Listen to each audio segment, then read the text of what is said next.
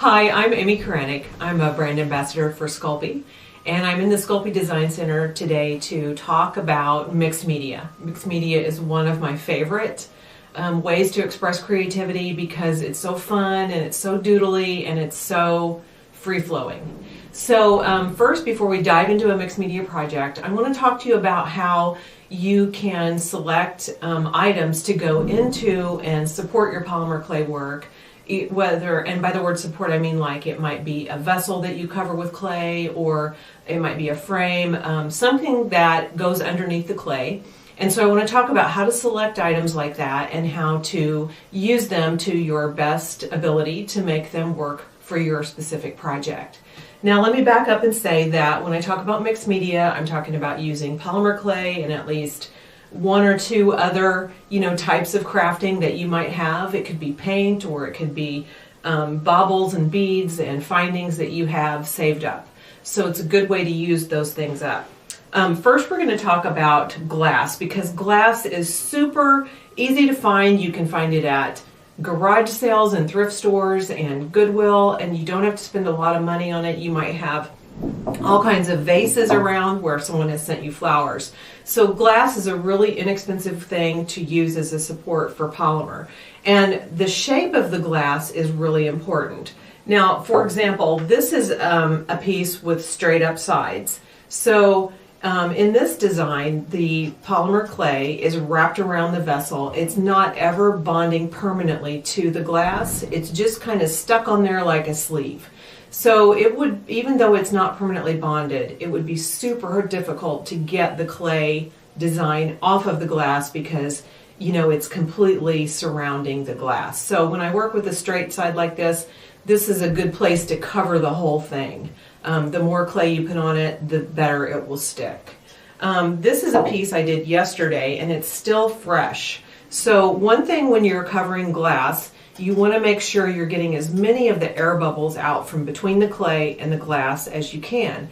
And the unique thing about glass is that you can see through it. And so once I have the clay on the sides, I can just look down in there and I can see there's a bubble right here. It creates a dark spot between the glass and the clay, and I can just push those out with my fingertips, or I can even smooth them toward the open end. Here again, this is a large wrap. It's going to stay on there because it's really capturing the glass. Shapes like this are excellent for covering with glass because the curve of the glass is easily trapped by the clay. And so this is a beautiful candle wrap that one of my friends did. She's from Detroit, and anyway, she's got this beautiful translucent clay over it so that if you put a candle in there, it shines through. This would be a great little piece to cover with clay because it has the curved sides. Once you've got the clay on there, it's not going to come off. And so a piece like this, you could even just do a little band at the neck or at the bottom because the shape is going to really hold the clay on. So like I said, glass is a great way. We'll talk about metal later, but this would also be super cute if you just covered the metal lid with clay and just left the glass clear. So we'll talk about metal in a second. Now, the reason I brought this box in is because paper mache, cardboard, pieces like this, these actually can go right in the oven because paper and all paper products, they don't ignite till 411. So we're baking at 275 in our home oven. So while it might give off a little bit of an odor from maybe there's a little glue in here that holds it together, it's non-toxic and it covers easily with clay, and it's such a great way to recycle and upcycle and reuse things. You could easily paint the bottom just with some acrylic paint. You could just cover the top. You could use our translucent liquid Sculpey or our oven baked clay adhesive, either one of those, to create a nice surface that your polymer clay will stick to. And just think about that when you get nicely shaped in small boxes, what a great trinket or treasure box those would make if you repurpose them with some polymer. Next, we'll move on to metal. An interesting thing about metal, a lot of commercial metal pieces have a powder coating on them. And I've found that that powder coating, that polymer clay likes to stick to it. Also, you are creating, if you were to create a wrap around this entire box, then that's going to create a sleeve that will not easily come off the box. Also, this little ridge here at the bottom, that's going to help hold the clay on permanently. To decorate a box like this, I would first remove this plastic lid, because that's probably not going to survive the 275 Fahrenheit. So you would just focus on, you know, covering this with clay. You might also make a mark in case part of that plastic lid overlaps, so that the lid, if you intend to use the lid, it would fit back on perfectly. Or if you're not going to use the lid, you could make, you know, your own polymer lid to finish that off beautifully. These are little mint tins that I've used and repurposed for carrying my cutters around. You can see in here, this says the Altoids right here. And that raised Altoid surface creates a really nice bond for the clay to stick to. You can use different mediums. You could use super glue, because this is just a top surface. You could use a super glue or an E6000. But I find that for the most part, the clay really sticks on there quite well. And as long as I'm treating it nicely, I think I made this box about 4 years ago, and I've never had any problem with, you know, with it coming apart. This type of little tin would be fun to just put like a little button of polymer, a little decoration right there, and to give that to someone with some goodies in it. So that's how you can cover with metal. Sometimes I like to select my tin. This is the original color of the tin, and so that lent itself really well to my polymer design. In this case, I actually painted the edge of the tin so that it would look nice with my liquid Sculpey design that I have there on the top. One more item that works really well in the oven is canvas, and this is an art canvas. These are fairly inexpensive. They have a nice tooth to the top of the canvas, and you could use translucent liquid Sculpey or oven bake clay adhesive to make a really nice grip. You could apply that as your adhesive over the top and then do your mixed media work over that. This whole thing can go right in the oven when you've got it created. Same thing for those canvases that wrap around the edge. Those look really nice for mixed media as well.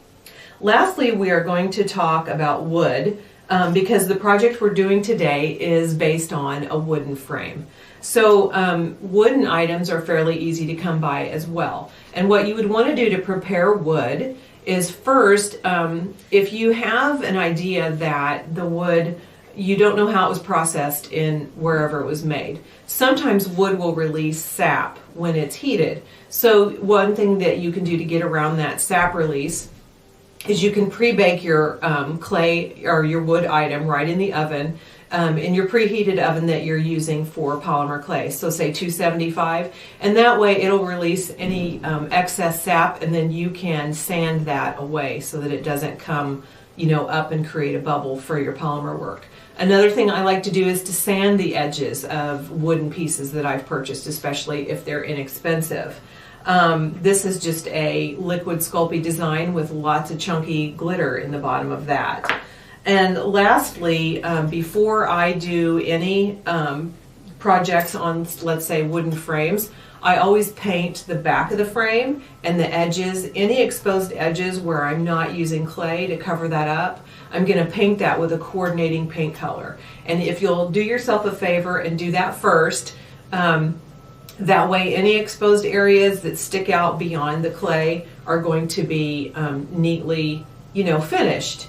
And you just want to pop out that inexpensive thing that comes, you know, in the frame, set that aside, and then do your baking. So I had a little piece fall out here, and I'm going to show you how a lot of times we glue pieces in to mixed media as well. So I'll show you that when we get to that step in the process. So let's take a look at how to create a mixed media piece just like this one, and I'll show you all kinds of tips and tricks and techniques. Okay, before we get started, first I want to talk about how I created a surface between the wood frame and the clay that made a really nice surface for working on top of. So the paint is only on the edges and on the back. The paint does not wrap around to the top surface. So I've got this little piece of wood. It's actually the back of a wooden tray, but I just want you to see how I use translucent liquid Sculpey, or even the liquid oven-baked clay adhesive. The oven-baked clay adhesive is a little thicker than the translucent liquid Sculpey, and this one, oh no, this one is the oven-baked clay adhesive now that I'm reading the label, but either one will work well. And so what you want to do is just squirt a generous amount on top of your wood, and then use a palette knife or whatever suits your working skills to just spread that stuff out. And you can spread it so that I always think that a good layer would be one that you can still see the color of the wood through. You don't want to get it on here too gooey because it can be slick to work on top of, especially if you need to get working right away. But if you don't need to get working right away, you can actually prep some pieces like this and let them sit overnight. And see how shiny this is. I'm hoping you can see the difference, that this is real shiny because I just applied it. But this frame that I started, I actually applied that oven-baked clay adhesive yesterday, and I let the whole frame sit overnight before I even started, preparing this for the demo.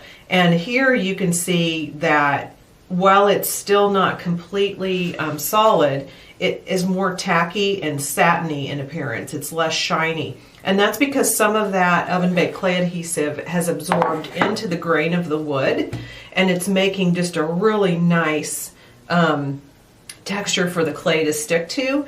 And it actually makes such a strong finished piece. Like this is just so strong. And that's because that oven-baked clay adhesive also helps with the strength.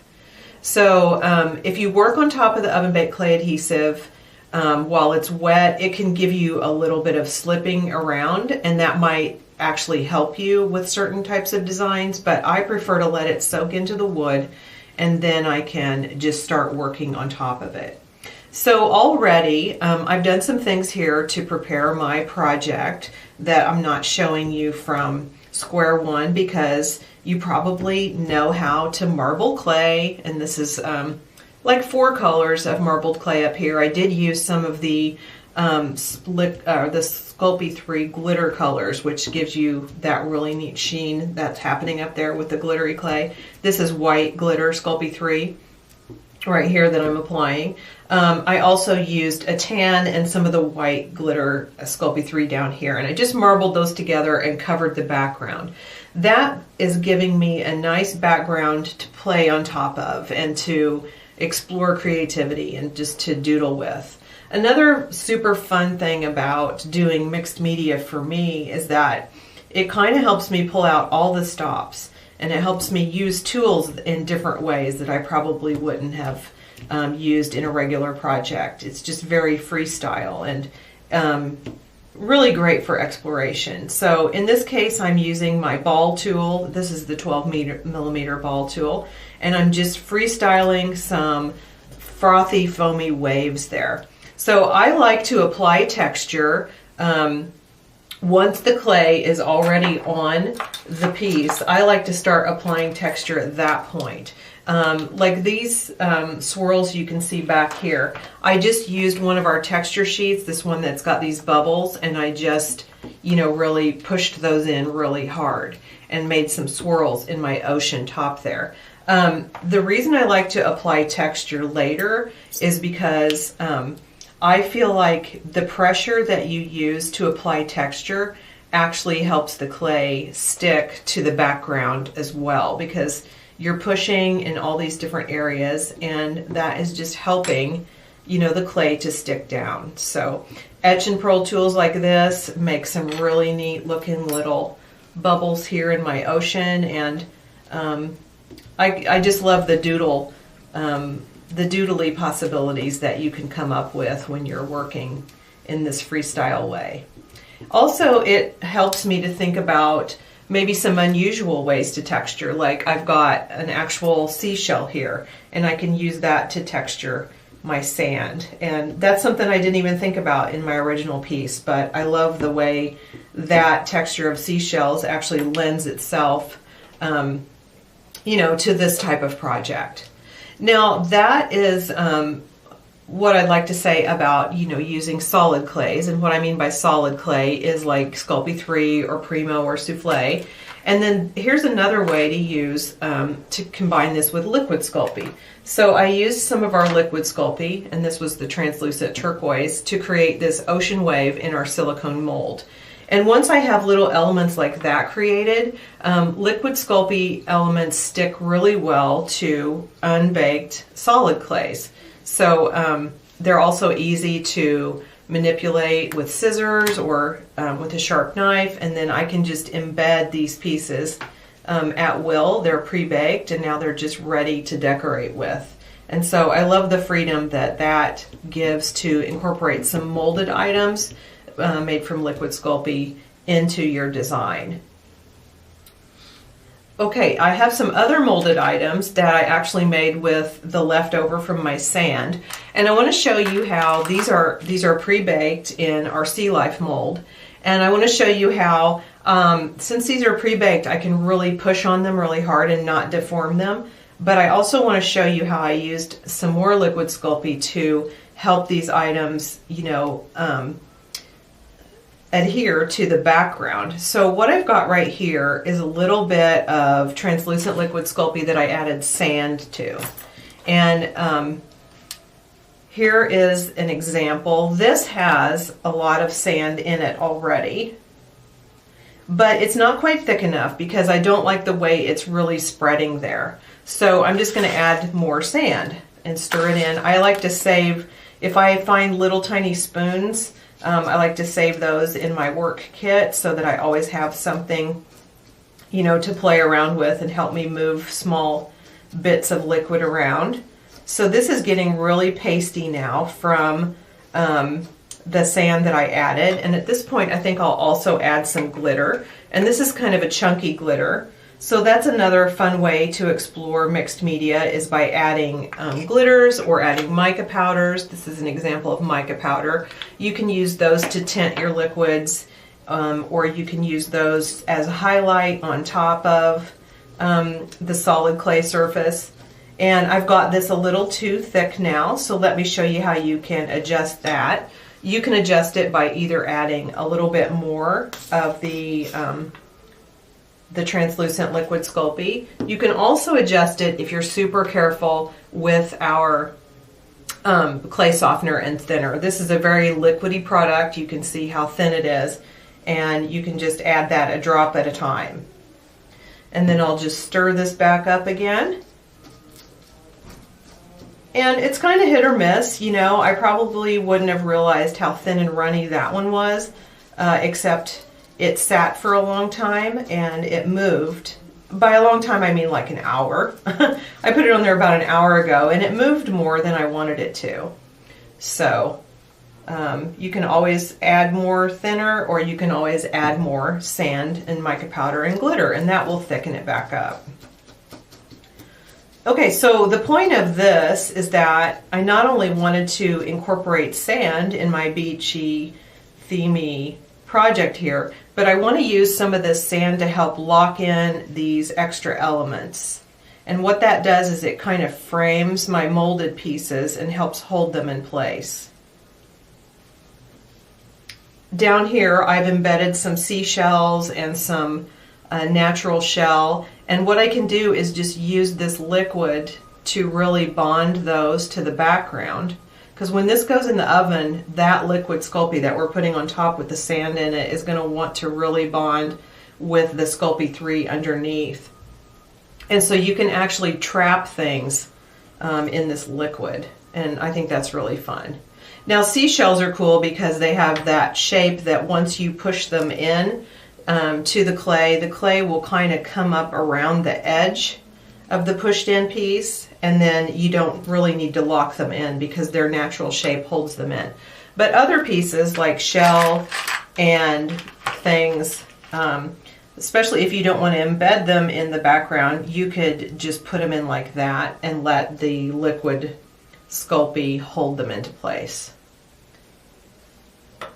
Okay, over here in my frame, I've got a little bottle, and inside the bottle I've got some sand, and I've got a little rolled up piece of newspaper. But wouldn't it be cool if, like, you went on a beach or an oceanfront trip, and let's say you saved a menu or a piece of a postcard or something that you could put in this tiny bottle with some sand, and that would be, you know, serve as a memory of your time that you spent there on the beach. And so the whole thing about doing mixed media in this way is that you can incorporate so many memories and so many items from a trip or from an outing that you took, and just create this whole keepsake. And in doing it like a frame, it's so cool because you can then add a picture at the end, you know, and help it to fully capture the memories that you made that day. Now I've embedded the little bottle, and it's a glass bottle, so it can go in the oven. And I'm just going to use some of this sand mixture to really help build some walls around it to help hold it in. Now I'm baking it without this little cork. The little bottle came with a cork, and this cork can go in the oven, but I'm not baking it with the cork in place because there's air trapped inside the bottle, and air will actually expand as it's being heated. So I don't want to break the little bottle, so you need to leave the cork off, and I'll show you how to, you know, put it back in place later. All right, now here's a cool tip about this leftover sand. When I have mixed up specific colors of liquid Sculpey, I always want to find a way to dump those so that I can have my silicone cup back and ready to use. And so if you have a mold on hand, you could just fill the mold with the tinted liquid Sculpey or the textured liquid Sculpey that you've made, and just create for yourself a place to dump all this good stuff, and then go ahead and bake it and save that for future projects. And look how cool these came out. I wish I had made some of these before I started this frame, but these have the sand in them, and I just dumped them in the mold so that I would have, so that that liquid Sculpey wouldn't go to waste. And I love the way that looks. So having little molds on hand to offload your extra liquid Sculpey is a really good tip for working. All right, here's another molded piece that I pre-baked out of Sculpey 3, and this is a mermaid tail made from one of our molds, and I can just push that into place.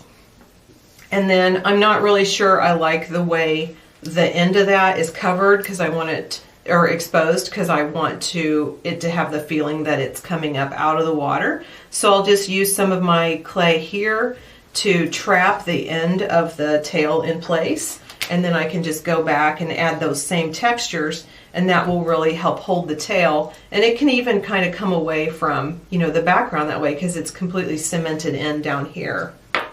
Also, let me show you how to embed like glass baubles. Now glass obviously can go in the oven, so these can be embedded right here, but the shape of that glass isn't really going to lend itself to staying on the frame. Like once that comes out of the oven, it could pop right off. So I'll just take some scraps of my marbled sea color, and I'll just make a little design kind of wrapping around and slightly over the surface.